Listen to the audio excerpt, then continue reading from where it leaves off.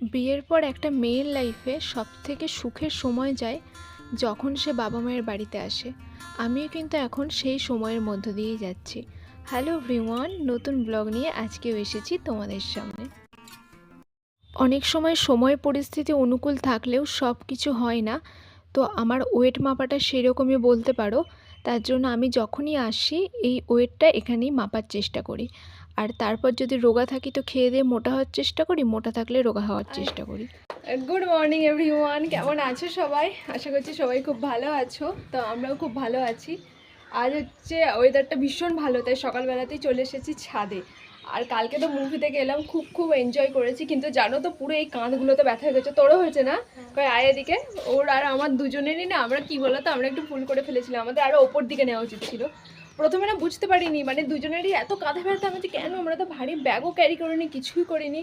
তো যাই হোক, কালকে তো এমনিতে খুব এনজয় হয়েছে। আর কালকে সেই 12:30টার সময় ঘুমিয়েছি, উঠেছি একবারে। আজকে আমি 9:30টায় উঠেছি। তুই কটায় উঠেছিস? 8টা নাগাদ। ও 8টায় উঠেছে। যাই হোক, প্রচুর ঘুম দিয়েছি। তো চলো, আজকের ওয়েদারটা দারুণ সুন্দর। সারাদিন কী করি না করি সব কিছু কিন্তু এই ব্লগে শেয়ার করব। তো তোমরা কিন্তু দেখতে থাকো। আর এই জামাটা না পুরো কেচে দিয়েছি, নতুন জামা কালকে পরেছি, কিন্তু বৃষ্টি হচ্ছিলো। তারপর ওখানে সে একগাদা ছাগলের পাল ছিল, এত ঘেন্না লাগছিল না, ওই জন্যই কেচে দিয়েছি। তো নতুন জামা আমি সাধারণত কাচি না, একবার পরার পর আরেক 2-3বার পরি, কিন্তু এটা কেচে দিতে হলেও কিছু করার নেই। ওয়েদারটা এত ভালো হয়ে গেছে যে ছাদে না গিয়ে পারলাম না। আর বর্ষাতে যখন এই সবুজ গাছপালাগুলোর ওপর বৃষ্টি পড়ে, সত্যি এতটাই ফ্রেশ আর সুন্দর দেখতে লাগে যে কি বলবো। আর এখন আমি দেখাচ্ছি এই নিম ফলগুলোকে। ছোটোবেলায় কত যে রান্নাবাটি খেলেছি এই নিম ফল রান্না করে, সেটাই আমার বোনকে দেখাচ্ছিলাম। আর আমার বোন যেহেতু, মানে যে কাজিনের ছবি তোমাদের সাথে শেয়ার করি, ও যেহেতু আমার থেকে অনেকটাই ছোট, ও যখন বড় হয়েছে তখন কিন্তু ফোন মোটামুটি চলেই এসেছে। তো এই এক্সপিরিয়েন্সগুলো করতে পারিনি, ওই জন্য ওকে এগুলো বলছিলাম। ঈদের পরে ফ্রিজে যতদিন সিমুই থাকে ততদিনই মোটামুটি খাই, মানে যতদিন ভালো থাকে আর কি। আর দুধ সিমুইটা বাসি খেতে আমার খুব ভালো লাগে, ওই জন্য এটা আমি বাসি খাই, ওই জন্য বাড়িতে রাখাও থাকে। আর তোমাদের দাদাভাই ব্রেকফাস্টে খাবে লাচ্ছা, কেননা ও বাসি খাবে না আর খেতে অতটা পছন্দও করে না, ওই জন্য ওর জন্য লাচ্চা ভেজানো হয়েছে। আর আমিও লাচ্চা খাবো। জানো তো, বিয়ের আগে পর্যন্ত আমি কিন্তু লাচ্চা খেতাম না। এই 2 বছর আমি কেন জানি না লাচ্চাটা খাচ্ছি, আর বেশ ভালোও লাগছে। আগের জন্য লাচ্চা খেলে কীরকম একটা গা গুলিয়ে যেত, কেন জানি না। আগে আমার খুব এরকম একটা টেন্ডেন্সি ছিল যে আমি মোটা হয়ে যাচ্ছি, বেশি খাবো না। বাট তখন কিন্তু দেখতাম মোটা হয়েও যেতাম। বাট এখন তো আমি সবই খাই, পরিমাণে বেশিও খাই, বাট এখন আমি মোটা হই না। আর যদিও আমি চাই যেন আমি মোটা না হয়ে একদম ঠিকঠাক, মানে স্লিম ফিগারটাই আমি প্রেফার করি। তবুও এটা আমি জাস্ট শেয়ার করার জন্য বললাম। আর এই যে আমাদের ডাইনিং টেবিলে আমরা কখনোই বসে ব্রেকফাস্ট করি না। আমার পছন্দের জায়গা হচ্ছে আমার এই বিছানার ওপরে বসে জানলার ধার, যেখানে আমি বসে বসে কিন্তু চা, ব্রেকফাস্ট সবই খাই। খাওয়া দাওয়া হয়ে কয়েকটা বাসন ছিল, আমি ভাবছি একটু মেজে নিই, কেননা আমার তো কোনো কাজই নেই। শুধু কাজকর্ম না করে আগে যেমন বসে থাকতাম, আগের সব কিছু অন্যরকম ছিল। বাট এখনও অন্যরকম, কোনো কিছু সুবিধাজনক যদি কাজ করার জায়গা থেকে আমি করি। কিন্তু সত্যি বলছি, একটু স্ট্রাগল করে কাজ করতে কষ্টই হয়। সেখানে হয়তো পারি না করতে, বাট সুবিধাজনক জায়গায় ভালো রকমই কাজকর্ম করার চেষ্টা করি। আর আজকে একটু লাস্সি বানাবো। হঠাৎ করে তোমাদের দাদাভাই খুব লাস্সি প্রেমী হয়ে উঠেছে। দিশা থেকে আসার দিন আমরা ওই স্টেশনে দাঁড়িয়ে লাস্সি খেয়েছিলাম। তারপর থেকে ও আমাকে বলেই যাচ্ছে যে লাস্সি বানাবে। তো আমরা 1 প্যাকেট দই কিনে রেখেছিলাম, 1 কেজি দই নিয়ে আসবো বলে, বাট আনতে ভুলে গেছিলাম। তোমাদের দাদাভাই কালকে ফ্ল্যাটে গিয়েছিল পান্ডুয়াতে, তো ওখান থেকে নিয়ে চলে এসেছে। তো ওটা দিয়ে এখন লাস্সি বানাবো। যদিও কালকের লাস্সিটা না একটু পাতলা হয়ে গেছিলো, আজকে ভালো করে বানিয়েছি। দেখবে একটা সময় না, মানে ঈদের পর বলো, কোনো অকেশনালি বাড়িতে আসলে না পুরো মনে হয় না কোথাও হলিডে কাটাচ্ছি। তো আমাদের তো এখন এরকম ফিল হচ্ছে, যা ইচ্ছা তাই খাচ্ছি, মানে যেখানে ইচ্ছা যাচ্ছি, গল্প করছি। আর ঈদের পর মোটামুটি পরিবেশটা সব জায়গাতেই এরকমই থাকে। যারা হয়তো কোনো ধরাবাঁধা চাকরি করে বা কোনো কাজ করে তাদের ব্যাপারটা আলাদা, বাট আমি আমাদের কথাটা বলছি। আমরা কিন্তু বেশ এখানটা ছুটির মোডেই কাটাই, ওই জন্য এখন আমরা যতটা পারছি নিজেদের ইচ্ছেগুলোকে পূরণ করে নিচ্ছি। আর এখন আমি দেখো লাস্সিটা হাফ হয়ে গেছে, একটু চিনি লাগবে বলে চিনিটা নিতে গিয়েছিলাম। আসলে ছোটো কোটোটা চিনি অতটা ছিল না বলে কম দিয়ে দেখছিলাম, যদি লাগতো তাহলে সেই জন্য আবার দিলাম।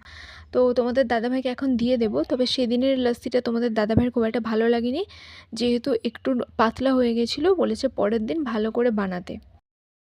আমি যখন লাস্সিটা খাচ্ছি আমার একটু নুন বেশি লাগছিল, তাছাড়া সব কিছু ঠিক আছে। পরের দিন তোমাদের দাদাভাই বলছে নুন না দিতে, তো নুন না দিয়েই করার চেষ্টা করুন। স্নান কমপ্লিট করে এলাম, আর আমাকে না এই আই ড্রপটা মানে সাজেস্ট করেছে ডক্টর দিশা থেকে, তো দিনে 4বার করে দেওয়ার জন্য। তো আমার এত লেথার্জি পড়ে যাচ্ছে আর হচ্ছেই না। তো একটা জিনিস আজকে রাতে তোমাদের সাথে দেখাবো। আমার না অনেক দিন ধরে ইচ্ছা একটা লাল সাদা শাড়ি পরবো। তো লাল সাদা শাড়ি আমার ওখানে নেই, কিন্তু মায়ের আছে। তো মা বলেছে আমাকে ওই শাড়িটা নিয়ে যেতে, ওই শাড়িটা পরে একদিন কোথাও ঘুরতে যাব। কালকে হঠাৎ করে ফেসবুকে একটা ভিডিও দেখছিলাম, যে দাঁড়া এখনই দেখায় তোমাদেরকে, পরে কেন, একটা ফেসবুকে ভিডিও দেখছিলাম লাল সাদা শাড়ি পরে একজন একটা মানে রিলস বানিয়েছে। তো আমার ভীষণ পছন্দ হয়েছে। ঠিক আছে, এই যে দেখো এই লাল সাদা শাড়িটা, এটা মায়ের কেনা, মা এখনো একবারও পরিনি। আমার ফলস পিকও করানো আছে, সবই করানো আছে। তো আমি পরবো, দেখি। হ্যাঁ, ফলস পিকও সবই করানো আছে। তো আমার ভীষণ শখ হয়েছে লাল সাদা শাড়ি পরবো। তো এটা আমি পরবো, এটা আমি নিয়ে যাব। তো পরে কোথাও একদিন যাব আর তোমাদের সাথে শেয়ার করবো, অথবা আমি একদিন, এই যে দেখছো খুলে যাচ্ছে, আমি একদিন লাইভেও আসবো। ইদানিং কেন জানি না আমার এরকম লাল সাদা শাড়ির ভীষণ শখ জেগেছে। তার সাথে ম্যাচিং করে জুয়েলারি পরলে দেখতে ভীষণ ভালো লাগবে। তো এটা আমি এখন দেখালাম তোমাদের সাথে, জাস্ট কথাটা হলো। আমি শাড়িটা অনেকদিন ধরেই দেখছি, কিন্তু ভেবেছিলাম যে বলবো মাকে, কিন্তু বলা হয়নি। তো আজকে ঠিক করলাম। তো ভীষণ সুন্দর নেট বলতে পারো, এই যে কোটা টাইপের শাড়ি, খুব সুন্দর লাগবে ভালো ব্লাউজ দিয়ে পরলে। মানে শাড়িটা সুন্দর করে পরে সাজতে হবে, না হলে ভালো লাগবে না। যে কোনো শাড়ি যেমনই হোক সুন্দর করে পরে সাজলে খুব ভালো লাগে দেখতে। তাই ভাবলাম যে এটা নিয়ে যাব। এখানে এসে বলতে পারো তেমন কোনো ঘোরাঘুরি বা কাজকর্ম থাকে না। মেন্টালি ফিজিক্যালি দুদিকটাই ভীষণ রিল্যাক্সভাবেই কাটায়। তো এখানকার ব্লগ হয়তো তোমাদের কারোর ভালো লাগে, বাট ব্লগটা হয়তো বোরিংও লাগতে পারে। তো দুপুরবেলায় তো খাওয়া দাওয়া করে ঘুমোচ্ছিলাম, তারপর তো খুব মেঘলা করে এসেছে। এখন আজান হয়ে গেছে, আবার সে আমার প্রিয় জানলার ধারে বসে আছি আর চা খাবো। আমি সব সময়ই এখানটা বসে বসে চা খাই, এখন এসেও আমি তাই করি। আর আমার সাথে সাথে কিন্তু তোমাদের দাদাভাই এখন আমার হ্যাবিটেই মানে হ্যাবিচুয়েটেড হয়ে গেছে। ও কিন্তু পছন্দ করে আমার সাথে এখানে বসেই কিন্তু চা খায়। হয়তো জানলার ধারে অতটা যায় না, বাট আমরা কিন্তু এখন গল্পই করছিলাম, ওই পাশে কিন্তু ও আছে। তো চলো, আমি বিস্কিট নিয়ে চলে এলাম। বেশি বিস্কিট আনিনি, যেহেতু ফ্যান চলছে, ফ্যানে না বিস্কিটগুলো ভীষণ নরম হয়ে যায়, পরে আর খেতে ইচ্ছে করে না। আর আমি তো চা লাভার, তোমরা জানো। আর এই চা লাভারের মানে গল্প শুনতে শুনতে তো তোমরা পাগল হয়ে গেছো। আর তার সাথে এরকম কড়মড়ে নোনতা বিস্কিট বলো বা মিষ্টি বিস্কিট বলো, দুটোই আমার খুব পছন্দের। আর বাইরের দেখো, বাইরের আকাশটা কি সুন্দর লাগছে না, পুরো নীল লাগছে। তো এখানে বসে বসে আমি ঘন্টার পর ঘন্টা আগেও কাটিয়ে দিয়েছি, এখনও কাটিয়ে দিতে পারবো। অনেকক্ষণ সময় কেটে গেছে, কি আর করবো, বসে বসে উঠে পড়লাম। এখন একটু জল খেয়ে নিচ্ছি। আসলে খাওয়া দাওয়া তো খুবই রিচ হচ্ছে, শরীরটাকে ভীষণভাবে হাইড্রেট রাখা দরকার। আর এখন ব্যাগ গুছিয়ে নেব।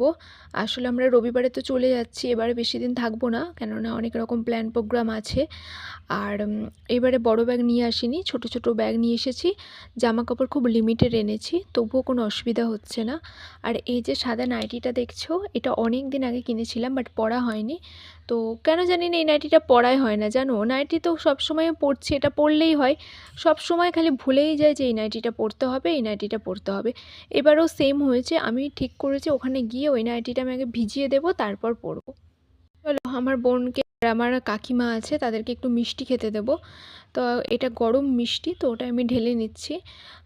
আর এখন প্রায় বেজে গেছে 9টা, আর আমি খাবো না, সত্যি বলছি। আমার পেট এত চাপাচাপি হয়েছে, কত যে খাবার খাচ্ছি, এটা সেটা এটা ওটা, তো কোনো কিছু আর খেতে ইচ্ছেই করছে না। সত্যি কথা বলতে, খিদে না থাকলে কোনো কিছু খেলে না রুচিটা একেবারেই কমে যায়। তারপর তোমাদের দাদাভাইকে দিয়েছি খেতে, তোমাদের দাদাভাই তো খুব মিষ্টি খেতে ভালোবাসে। তো চলো, আজকে তোমাদের দাদাভাইয়ের মিষ্টি মুখ দিয়ে এই মিষ্টি ব্লগটা শেষ করছি। পাশে থেকো আর ভালোবাসা দিও। টাটা।